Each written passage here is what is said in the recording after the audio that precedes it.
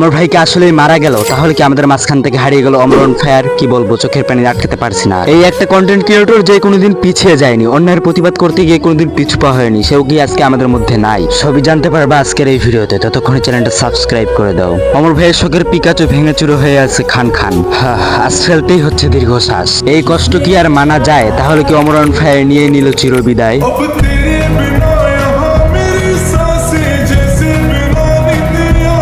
কি ইমোশনাল হয়ে গেছে? কষ্ট চোখ দিয়ে পানি বের হয়ে গেছে? এভাবে তোমাদের কি কিছু আবালচোদা বোকা বানিয়ে যাচ্ছে? জানি বাঙালির ইমোশন বেশি, তাই বলে কি একটা জিন্দা মানুষকে ফেলবে তারা মেরে? হেরকল যে টাইনা ফেলবো ছিঁড়ে। আরে বোকাচোদা ফেক নিউজ ছড়িয়ে অমর ভাই আর্মিগুলোকে কেন করলি এত হাইপার? তোর পিছনে ঢুকাবো আজকে রাসেল ভাইপার।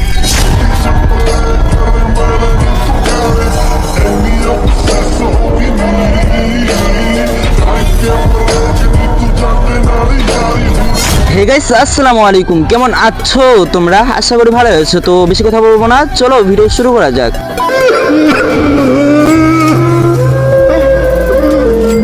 এই ভিডিওটা বানানোর কোনো ইচ্ছাই ছিল না আমার, কিন্তু এই ফেক ভিডিওটা দেখে অনেকজন তো বিশ্বাস করে নিচ্ছে যে অমর ভাই মারা গেছে। যেমন দেখো একজন কমেন্ট করছে অমর ভাই মারা গেছে, এটা কি সত্যি কথা? যারা এসব কমেন্ট গুলো করতেছো তাদেরকে বলি, ভাই কেন তাদের ভিডিও দেখতে হবে কমেন্ট করতে যাও? তোমরা কি কমেন্ট করতেছো, তারা তো সেটা দেখবে না। তারা ভাববে তোমরা তাদেরকে সাপোর্ট করতেছো, তাই তারা ফেক ভিডিও বানিয়ে দিয়ে থাকবে। তাই বলতেছি কি, এসব ভিডিও সামনে আসলে সাথে সাথে রিপোর্ট দিয়ে দিবা। আর হ্যাঁ, ইদানিং শুনতেছি কিছু বাংলা রোস্টারদের আবির্ভাব হয়েছে। যাই হোক, সামনে ধামাকা আসতেছে, চ্যানেলটা সাবস্ক্রাইব করে দিও। তো আজকের মতো বিদায়। ভিডিওটি ভালো লাগলে কমেন্টে দিবা জানাই। তো টেক কেয়ার, আল্লাহ হাফেজ।